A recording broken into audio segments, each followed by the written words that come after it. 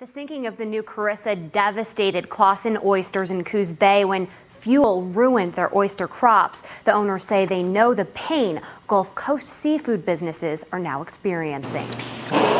Lily and Max Clawson know their oysters. This is a medium oyster, 45 inches. They've been harvesting them since the 1960s. Clawson Oysters, their business out of Coos Bay, produces the greatest volume of the seafood in Oregon. But just 10 years ago, the couple almost lost years of hard work and product to an oil spill. The ship broke apart. That's when the oil came in. On February 4th, 1999, the new Carissa hit ground in the bay just miles from the Clawson's oyster beds.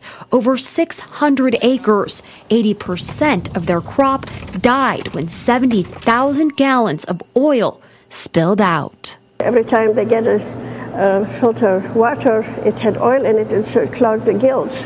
The Clawsons were forced to shut down, the oysters unsafe to eat, and they nearly lost their decades-old business. It was just pretty devastating. The oil that spilled in Coos Bay is only a fraction of what the Gulf Coast is facing now.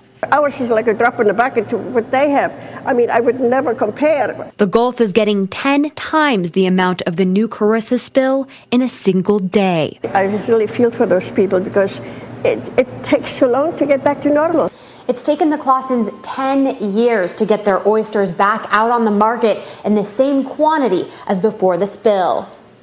They're hoping the same for oyster farmers on the Gulf, that they can hang in long enough to come out of their tragedy.